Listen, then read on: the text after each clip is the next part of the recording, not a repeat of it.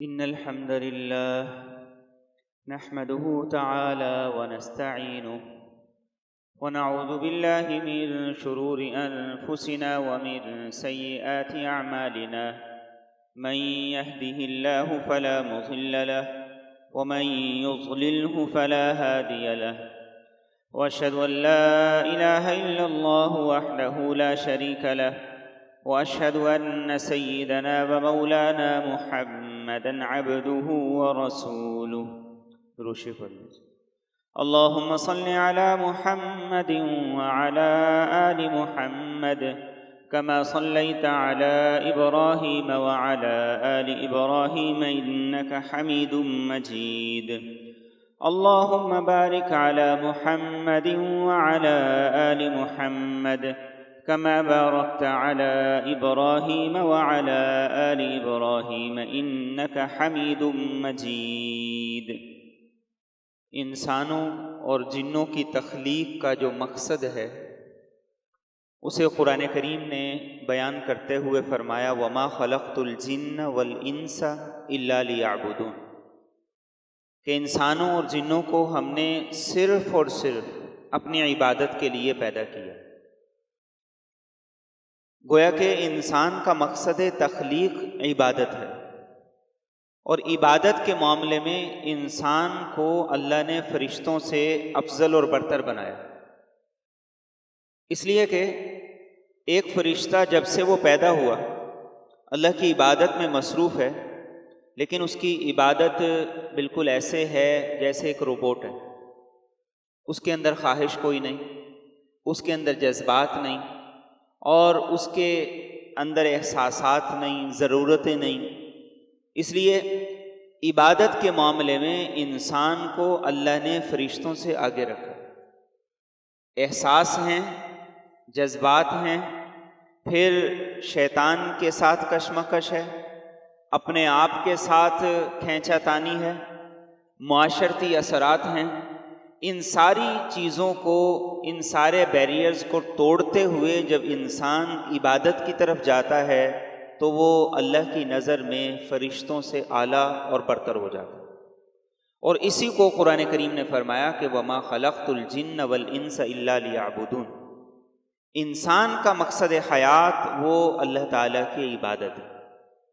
جو عبادت نہ کرے یا اللہ کے ساتھ کسی اور کی عبادت کرے یا عبادت میں کوتاہی کرے تو گویا کہ وہ اپنی زندگی کے مقصد کو پورا نہیں کرتا۔ اس آیت کے ساتھ اگر ایک دوسری آیت سورہ بقرہ کی ملا لیں تو ہمارا مضمون زیادہ مکمل ہو جائے کہ اللہ فرماتے ہیں هُوَ الَّذِي خَلَقَ لَكُم مَّا فِي الْأَرْضِ جَمِيعًا، کیا انسان اس زمین میں جو کچھ ہے، اب یہ جو کچھ ہے اس کا علم مجھے اور آپ کو مکمل نہیں، ہمیں اتنا ہی علم ہے جتنا ہمارے کام آ رہا ہے۔ اس کے پیچھے جو ایک سسٹم ہے جو ہمیں نظر نہیں آ رہا، یہ اللہ فرماتے ہیں یہ سب کچھ تمہارے لیے پیدا کیا۔ ایک حدیث قدسی میں اسی آیت کی تشریح کرتے ہوئے اللہ تعالیٰ یہ فرماتے ہیں کہ بندے سب کچھ تیرے لیے پیدا کیا اور تجھے میں نے اپنے لیے پیدا کیا، کہ انسان اللہ کی عبادت کرے۔ پھر عبادت میں دو طرح کی عبادات ہیں۔ ایک عبادات وہ ہیں جو فرض درجے کی، اور یاد رکھیے فرائض کی کوتاہی اللہ کے ہاں کسی صورت قبول نہیں۔ یہ ایسا ہی ہے جیسے کوئی آدمی کسی جگہ جاب کرتا ہے، ایک دن جاتا ہے، 2 دن چھٹی کرتا ہے، ایک دن لیٹ جاتا ہے، دوسرے دن جلدی نکل آتا ہے۔ ایسا آدمی کبھی بھی اپنی زندگی میں کامیاب نہیں ہو سکتا۔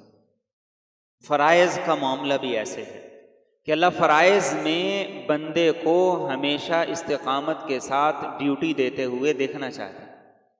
دفتروں میں CCTV کیمرے لگے ہوئے ہیں، وہ دیکھ رہے ہوتے ہیں گارڈ کیا کر رہے ہیں، کون سا ملازم کیا کر رہا ہے۔ تو قرآن تو جگہ جگہ کہتا ہے ان اللہ بما تعملون بصیر، تمہارے اعمال کو اللہ دیکھ رہے ہیں۔ ان اللہ کان علیکم رقیبا، اللہ تم پر مراقب ہیں، نگران ہیں، اللہ تم پر شہید ہیں، گواہ ہیں۔ تو عبادات میں جو فرائض ہیں، ان فرائض میں کوتاہی کسی صورت بھی قبول نہیں ہے، لیکن فرائض کے ساتھ ساتھ پھر نفلی عبادات، ان کی دین میں بڑی اہمیت ہے۔ ہمارے ہاں ایک تصور پیدا ہو گیا کہ بس فرائض ہی کافی ہیں، تو جب یہ تصور پیدا ہوا تو فرائض کو ہم نے کیسے کافی سمجھا کہ فرائض ادا کر لیے، اور فرائض کے بعد جو نوافل ہیں کسی بھی عبادت کے ہم نے اسے چھوڑ دی۔ فرائض پڑھ لیے، مسجد میں آئے، فرض ادا کیے اور فوری نکل دی۔ فرض پڑھ لیے، یاد رکھیے کہ اللہ کے ہاں بندہ فرائض پڑھنے سے صرف اطاعت گزار لکھا جاتا ہے۔ فرائض کی ادائیگی انسان کو اللہ کا فرما بردار بناتی ہے، لیکن نوافل کی ادائیگی سے انسان اللہ کا محبوب بنتا ہے، اللہ کا مقرب بنتا ہے۔ ہم روزمرہ کی زندگی میں بھی یہی دیکھتے ہیں، جو ملازم ٹائم سے پہلے ہاتھ دھونے شروع کر دے اور سوئی پہ سوئی چڑھتے ہی نکل لے تو وہ کبھی اپنی قدر اور ویلیو نہیں بنا پاتا۔ جو اس بات کا انتظار کرے کہ کچھ اور وقت بھی اگر میرا لگتا ہے تو لگ جائے، کوئی بونس نہیں بھی ملتا، اوور ٹائم نہیں بھی ملتا، لیکن کوئی حرج نہیں ہے، ایسا ملازم اپنی جگہ بھی بنا لیتا ہے اور بغیر طلب کیے، بغیر مانگے اوور ٹائم بھی لے لیتے ہیں۔ بالکل اسی طریقے سے ہمارے ساری کی ساری نفلی عبادات ہیں کہ ان عبادات کو ہم نے اپنی زندگی کے اندر وہ اہمیت نہیں دی جو دینی چاہیے۔ جب انسان کا مقصد تخلیق ہی عبادت ہے تو صرف فرائض پر اکتفا کر لینا کیسے کافی ہو سکتا ہے؟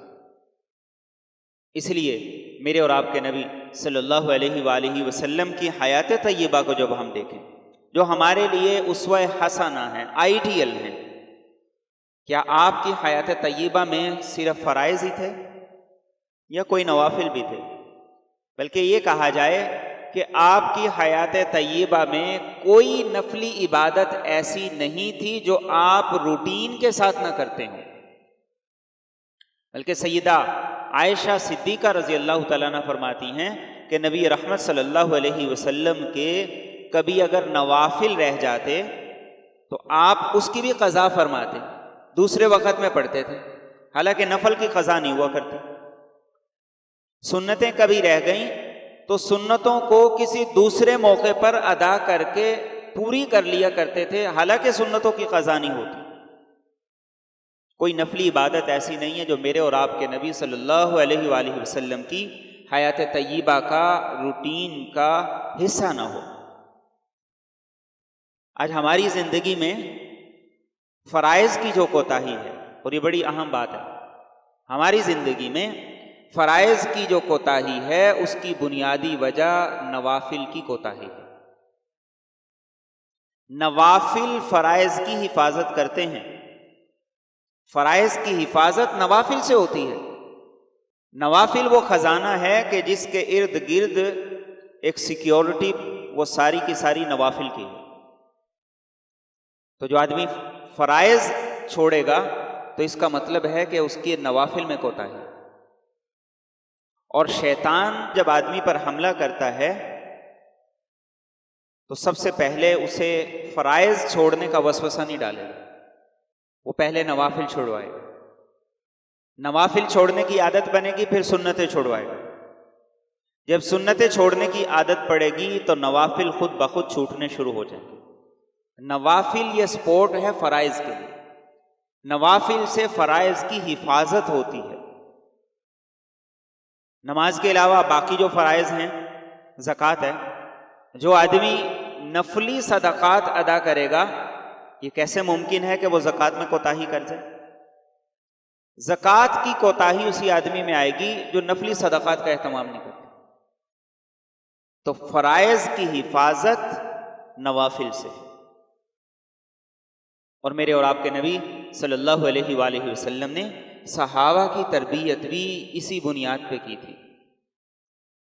کہ اپنی زندگی کے اندر نوافل کو اہمیت دو۔ چنانچہ صحابہ کی زندگی میں اسی کا اثر ملتا ہے، اور انہی اعمال پر پھر آپ نے بڑے بڑے فضائل بتائے۔ ایک بڑی پیاری حدیث قدسی ہے، بڑی خوبصورت حدیث قدسی ہے کہ اللہ تعالیٰ فرماتے ہیں ما تقرب الی عبدی بشیء احب الی مما افترضت علیہ، جو بندہ میری بارگاہ میں قرب چاہتا ہے تو اللہ فرماتے ہیں سب سے پہلے اسے فرائض ادا کرنے پڑیں گے۔ فرائض کی ادائیگی کے بغیر کوئی اللہ کی بارگاہ کے اندر مقام نہیں حاصل کر سکتا، جتنے مرضی نوافل پڑھ لے، فرائض سب سے مقدم ہیں۔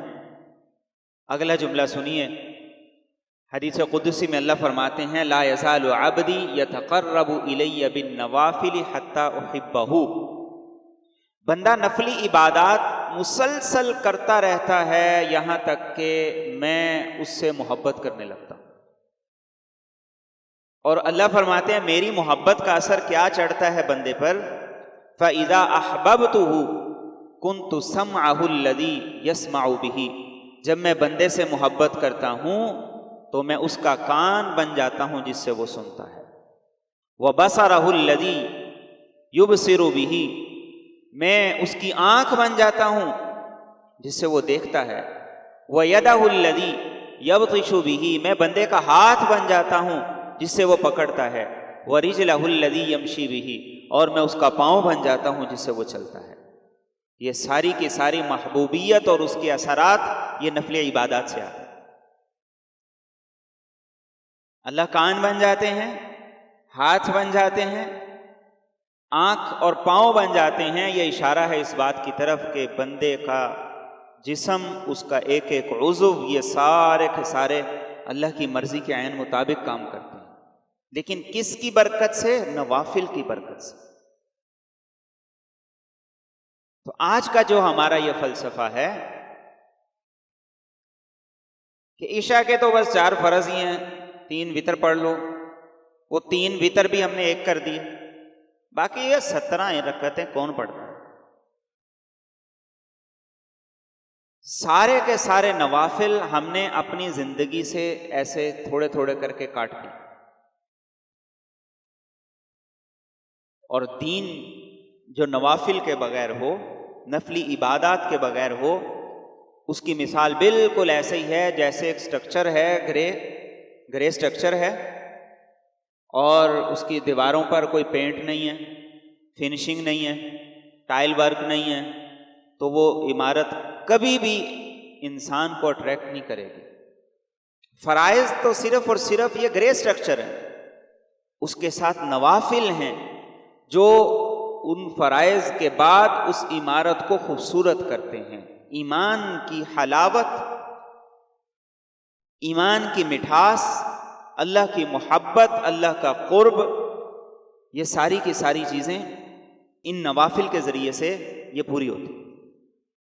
اور نمازوں کے نوافل ہوں یا دوسرے نفلی معاملات ہوں، یہ نفلی معاملات یہ کسی انسان کے بنائے ہوئے نہیں۔ نمازوں کے ساتھ سنتیں بھی ہیں، نوافل بھی ہیں، تو کیا سنتیں اور نوافل کسی کے فتوے سے بنی ہیں یا میرے اور آپ کے نبی صلی اللہ علیہ وآلہ وسلم نے ان کی تعلیم اور ترغیب دی؟ یہ سارے نوافل، یہ ساری سنتیں، یہ میرے اور آپ کے نبی کے مبارک فرامین سے ثابت ہے۔ فرض زکوٰۃ کی ادائیگی کے ساتھ نفلی صدقات کا حکم یہ کسی عالم نے دیا ہے یا میرے اور آپ کے نبی صلی اللہ علیہ وسلم کی تعلیمات ہیں؟ یقیناً آپ کی تعلیمات ہیں۔ تو پھر ان کو ہلکا سمجھنا گویا آپ کی تعلیمات کو ہلکا سمجھنا، ان کے بارے میں ایسے جملے کہنا یہ آپ کی تعلیمات کو ہلکا سمجھنے کے مترادف ہے۔ ایک صحابی تھے حضرت ربیعہ، میرے اور آپ کے نبی صلی اللہ علیہ وسلم کے خدمت گزار تھے، اور تہجد کے وقت جب آپ بیدار ہوا کرتے تھے آپ کو وضو کا پانی لا کے دیا کرتے تھے۔ مشکل ڈیوٹی کہ نبی کریم صلی اللہ علیہ وسلم کے بیدار ہونے کا کوئی مقرر ٹائم نہیں ہوا کرتا تھا، کبھی جلدی بیدار ہوتے تھے، کبھی دیر سے بیدار ہوتے تھے۔ اب اس ڈیوٹی کو نبھانا ایک مشکل کام تھا کہ جب بھی آپ بیدار ہوں تو آپ کو وضو کا پانی پیش کیا جائے۔ ایک رات اللہ کے رسول صلی اللہ علیہ وسلم کو جب انہوں نے وضو کا پانی پیش کیا تو آپ بڑے خوش ہوئے اور آپ نے کہا کہ ربیہ مانگو، کیا مانگتے ہو؟ اب صحابہ کی نظر کے اندر مانگنے کی چیز کیا تھی؟ زبان نبوت سے اعلان ہے جو چاہتے ہو مانگو، آج پوری دنیا بھی مانگ لی جائے تو عطا ہو جائے گی، لیکن ربیہ کہتے ہیں یا رسول اللہ صلی اللہ علیہ وسلم اسألک مرافقتک فی الجنہ، بس کچھ نہیں چاہیے، جنت میں آپ کا ساتھ چاہیے۔ پوچھتے ہیں میرے اور آپ کے محبوب پیغمبر ربیہ کچھ اور بھی تو مانگ لو۔ نہیں یا رسول اللہ، بس یہی چاہیے، جنت میں آپ کا ساتھ چاہیے۔ اب میرے اور آپ کے نبی کیا فرما رہے ہیں، کس عمل میں انہیں لگا رہے ہیں؟ آپ فرماتے ہیں کہ ربیہ جنت میں میرا ساتھ مل جائے گا، لیکن تمہیں بھی کچھ کرنا پڑے گا۔ یا رسول اللہ صلی اللہ علیہ وسلم فرمائیے، آپ کا غلام خادم حاضر ہوں، کیا کرنا پڑے گا؟ آپ نے فرمایا اعنی علی بکثرت السجود، نوافل کی کثرت کرو، جنت میں میرے ساتھی ہو، میرا ساتھ مل جائے گا۔ تو نوافل کی کثرت یہ میرے اور آپ کے عمل کو اللہ کی بارگاہ میں بڑھا دے، مجھے اور آپ کو جنت میں اللہ کے نبی کا رفیق بنائے گا۔ اور ہم کہتے ہیں کہ بس فرائض پورے کر لیے کافی، اور یہ رویہ آپ کو ہر مسجد میں نظر آئے گا۔ فرائض کا سلام پھر گیا، اس کے بعد صفوں سے اٹھنا شروع ہو جائیں گے، مسجد سے نکلنا شروع ہو جائیں گے۔ فرائض کے بعد نوافل بھی ہیں، سنتیں بھی ہیں، فرائض کے بعد مسنون اذکار بھی ہیں جو میرے اور آپ کے نبی صلی اللہ علیہ وسلم کیا کرتے تھے۔ تو بھاگتے دوڑتے ہوئے جب ہم یہ نفلی عبادات کریں گے، بھاگتے دوڑتے ہوئے جب ہم یہ فرائض ادا کریں گے تو فرائض کی قدر اور ویلیو بھی ختم ہو جائے، ان کی روح باقی نہیں رہے گی۔ نمازوں سے پہلے نوافل سنتیں، نمازوں کے بعد نوافل اور سنتیں اس لیے ہیں کہ تاکہ فرائض جاندار ہو جائیں، اور پھر فرائض کے ساتھ ساتھ ان نوافل کی اہمیت کو اللہ کے رسول صلی اللہ علیہ وسلم نے ایک حدیث میں ارشاد فرمایا، کل قیامت کے دن سب سے پہلے انسان کے اعمال میں نماز کا حساب ہوگا، اور فرمایا کہ جس کی نماز مکمل ہوئی وہ کامیاب ہو جائے، پاس ہو گیا، اور فرمایا کہ جس کی نماز میں کوتاہی نکلی تو اللہ فرشتوں سے فرمائیں گے کہ دیکھو اس بندے کے نامہ اعمال کے اندر کوئی نوافل بھی ہیں کہ نہیں ہیں۔ فرمایا فرض نماز کی کوتاہی جو ہم اکثر کرتے ہیں، کبھی تاخیر سے آ رہے ہیں، کبھی ایک رکعت چھوٹ رہی ہے، کبھی نماز میں توجہ نہیں ہے، کبھی نماز کے بعد سنتیں نہیں ہیں، نماز کے اندر خشوع نہیں ہے، تو جو فرائض کی کوتاہی ہوگی نبی رحمت صلی اللہ علیہ وسلم فرماتے ہیں اللہ نوافل کے ذریعے سے پوری کر دیں گے۔ پھر زکوٰۃ کو لایا جائے گا، زکوٰۃ کا حساب چیک کیا جائے گا، زکوٰۃ کے حساب میں جو کمی کوتاہی ہوگی اللہ نفلی صدقات سے پوری کریں گے، روزے کے حساب میں جو کوتاہی ہوگی اللہ رب العزت نفلی صدقات کے ذریعے سے اسے پوری کریں گے۔ اس طریقے سے انسان کا سارا حساب کتاب نوافل سے پورا ہوگا۔ تو کون ہے ہم میں سے جو یہ کہے کہ میں پڑھتا صرف فرض ہوں لیکن اتنے پرفیکٹ ہوتے ہیں کہ 10/10؟ کوئی دعویٰ کر سکتا؟ نہیں، کوئی دعویٰ نہیں کر سکتا۔ تو کیوں نہ ہم اپنی زندگی میں ان نوافل کو اہمیت دیں، اور یہ نوافل، یہ اضافی کام، یہ صرف دین کے معاملے میں ہمیں چبھتے ہیں، دنیا کے معاملے میں کوئی آدمی بھی منیمم پہ راضی نہیں ہے۔ ہر آدمی کہتا ہے زیادہ سے زیادہ جمع کر لوں، زیادہ سے زیادہ سمیٹ لوں، پاسنگ مارکس جتنے بھی ہوتے ہیں 40 ہوں 50 ہوں، کون اسٹوڈنٹ ایسا ہے جو یہ کہے کہ بس پاسنگ مارکس ہو گئے ہیں اب اضافی کی ضرورت نہیں ہے؟ کوئی نہیں کہتا۔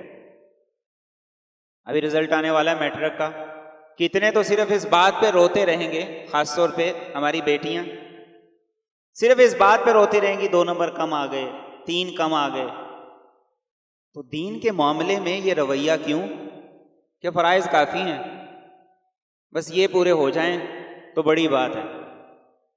جس کو اللہ نماز کی اور نوافل کی محبت ڈال دیتا ہے تو اس کی نظر میں یہ نوافل، یہ عبادات دنیا و ما فیہا سے بہتر ہو۔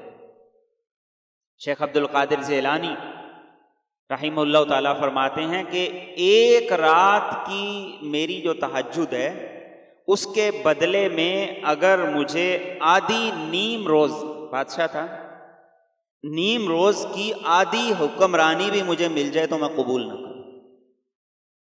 اس تہجد سے وہ ملتا ہے کہ جو آدھی سلطنت کے اندر بھی نہیں ہے، آدھی سلطنت بھی ایک رات کی تہجد کی قیمت نہیں ہو سکتی۔ امام ابو حنیفہ رحمہ اللہ تعالیٰ ایک دفعہ تشریف لے جا رہے تھے تو ایک عورت نے یہ کہہ دیا کہ یہ وہ شخص ہے جو عشاء کے وضو سے فجر کی نماز پڑھتے ہیں۔ امام ابو حنیفہ رحمہ اللہ نے یہ بات سنی تو آپ عشاء کے وضو سے فجر کے فرض اس وقت نہیں پڑھتے تھے، لیکن جب سنی تو کہا کہ لوگ یہ سوچتے ہیں تو کیوں نہ میں ایسا کروں۔ تو آپ نے اس کے بعد عشاء کے وضو سے فجر کے فرض پڑھنے شروع کر دیے کہ لوگ یہ سوچتے ہیں۔ آج ساری رات جاگ کے بھی ہم عشاء کے 4 فرض بھی نہیں پڑھ سکتے، اور یہ نوافل ہی ہیں جو انسان کو جنت کے اعلیٰ درجات تک پہنچائیں۔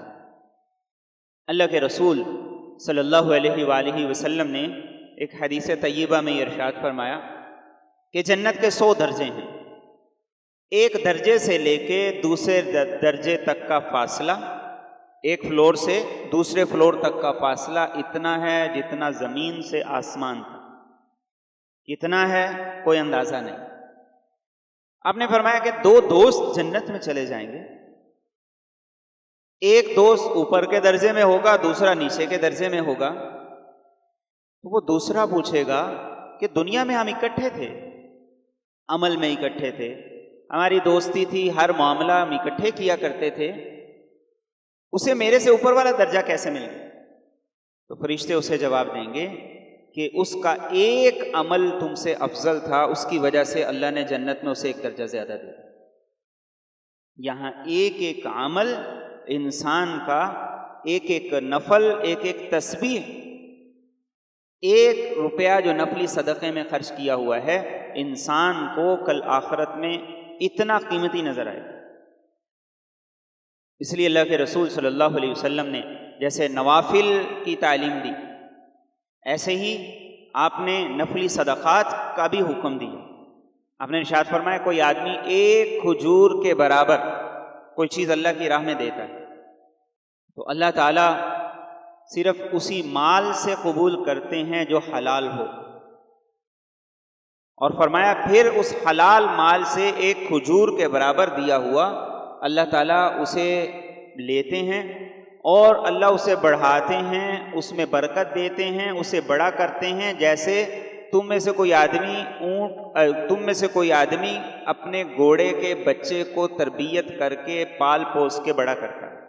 اور فرمایا کہ جب اس کا کھجور کے برابر حلال مال سے دیا ہوا احد پہاڑ کے برابر ہو جاتا ہے تو اللہ اسے انسان کے نامہ اعمال میں ڈال دیتا ہے۔ نفلی صدقات اللہ کے ہاں اتنی قدر اور ویلیو رکھتے ہیں، تو ہماری زندگی کے اندر ضرورت ہے اس بات کی کہ ہم نفلی عبادات شامل کریں، اور اس سے ہمارا جو مقصد حیات ہے، ہمارا جو مقصد تخلیق ہے، ہماری پیدائش کا جو مقصد ہے وہ بھی پورا ہو۔ دنیا کی زندگی میں ہر آدمی اپنی گاڑی کے اندر اسپیئر ٹائر رکھتا ہے، اور بسا اوقات انسان 10 سال 20 سال ایک گاڑی ڈرائیو کرتا ہے اور اس ٹائر کو استعمال کرنے کی نوبت نہیں آتی۔ لیکن کسی آدمی سے کہا جائے کہ تجربہ یہی ہے 8 10 سال 15 سال کبھی اس کی ضرورت نہیں پڑتی، اسے نکال دو بیچ دو، تو کوئی نہیں بیچے۔ عام روٹین میں ہم ایک سپیئر ٹائر احتیاطی تدابیر کے پیش نظر، جس کی شاید کبھی زندگی میں ضرورت پڑ جائے، وہ رکھتے ہیں، اسے نکالتے نہیں ہیں۔ تو ہمارے اعمال میں روزمرہ جو کوتاہی ہوتی ہے، ہماری عبادات میں جو پینچر ہیں، ہمارے معاملات میں جو پینچر ہیں، ان کی اصلاح یہ صرف اور صرف ان نوافل سے ہو، نوافل کے بغیر نہیں ہو۔ اور یہ نوافل ہی قوت دیتے ہیں فرائض کی طرف، نوافل ہی انسان کو اللہ کی بارگاہ کے اندر مقرب بناتے ہیں، اسے قریب کرتے ہیں، جن کو آج ہم نے اپنی زندگی سے نکالا، اور ان کی اہمیت ہماری زندگی سے ختم ہو گئی۔ جبکہ دنیا کے معاملے کے اندر ہر آدمی اس بات کی کوشش میں ہے کیسے اپنی ضرورت سے بہت زیادہ جمع کر لیا جائے۔ تو اس لیے ہم میں سے ہر آدمی کو دیکھنا ہے کہ ہماری زندگی کے اندر نوافل کی جگہ کتنی ہے، میری زندگی میں کون کون سے نوافل ہیں جو میں ادا کرتا ہوں۔ اور نوافل کے لیے یہ ضروری نہیں ہے کہ آپ 100 رکعت نوافل روزانہ ادا کریں۔ اللہ کے رسول صلی اللہ علیہ وسلم نے بڑی خوبصورت بات ارشاد فرمائی۔ آپ نے ارشاد فرمایا احب الاعمال الی اللہ ادومها وان قل، روزانہ چاہے 2 نفل پڑھو لیکن ہمیشہ پڑھو، ایک تسبیح کرو لیکن ہمیشہ کرو، 1 روپیہ خرچ کرو لیکن روزانہ خرچ کرو، اعمال استقامت کے ساتھ ہوں، اور دوسری چیز سنت کے مطابق۔ آج اللہ تعالی ہماری اصلاح فرمائیں کہ ہمارے نفلی اعمال کی جگہ رسومات نے لے لی، نفلی اعمال کی بجائے ہم رسومات کے ذریعے سے اس کو پورا کرنا چاہتے ہیں، اس کی تکمیل کرنا چاہتے ہیں۔ ہمارے نفلی اعمال ہی وہ ذریعہ ہیں جو ہمارے مرحومین کے ایصال ثواب کا بہترین ذریعہ ہے۔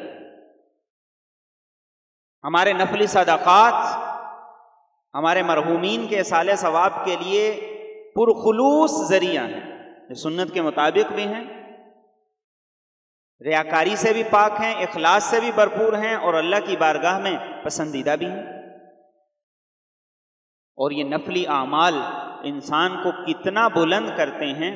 اللہ کے رسول صلی اللہ علیہ وسلم سفر معراج سے تشریف لائے تو آپ نے بلال حبشی سے کہا کہ بلال، جنت میں تمہارے قدموں کی کھڑکھڑاہٹ میں نے اپنے آگے آگے سنی ہے، بتاؤ وہ کون سا ایسا عمل ہے جس کی وجہ سے تمہیں یہ مقام ملا ہے۔ بلال دنیا میں چل رہا ہے، مدینے کی گلیوں میں، لیکن اللہ کے رسول صلی اللہ علیہ وسلم سفر معراج میں ان کے چلنے کی آواز آگے آگے سن رہے ہیں۔ اب آپ پوچھ رہے ہیں عمل بتاؤ کیا کرتے ہو، تو بلال یہ نہیں کہتے کہ فرض نمازیں پڑھتا ہوں، فرائض کا اہتمام کرتا ہوں۔ بلال کہتے ہیں یا رسول اللہ صلی اللہ علیہ وسلم، ایک عمل میری نظر میں ہے، مجھے لگتا ہے کہ شاید اسی کی بدولت اللہ نے مجھے یہ مقام عطا کیا، اور وہ عمل یہ ہے کہ دن ہو یا رات، جب بھی میں وضو کرتا ہوں تو وضو کرنے کے بعد جتنی رکعتیں ہو سکے میں نوافل ادا کر لیتا ہوں۔ مجھے لگتا ہے یہی میرا عمل ہے جس نے میرے قدموں کی آہٹ آپ کو جنت میں سنائی۔ میرے اور آپ کے نبی نے فرمایا بالکل یہی عمل۔ تو نفلی عمل، نفلی عبادات یہ ہماری زندگی کے اندر ضروری ہے، ان کے بغیر نہ فرائض کی تکمیل ہو سکتی ہے، ان کے بغیر انسان اللہ کا مقرب نہیں بن سکتا، ان کے بغیر انسان شیطان سے، معاشرے سے اور اپنے آپ سے نہیں لڑ سکتا۔ یہ ساری کی ساری قوت اور طاقت ان نفلی اعمال سے ہے۔ اس لیے ضروری ہے کہ ہم تمام طرح کے نفلی اعمال، چاہے وہ نماز کے ہوں، نفلی صدقات کے ہوں، ذکر اذکار سے تعلق رکھتے ہوں، حج روزے سے تعلق رکھتے ہوں یا عمرے سے تعلق رکھتے ہوں، ان کی ادائیگی میں آگے بڑھیں۔ اللہ مجھے اور آپ کو عمل کی توفیق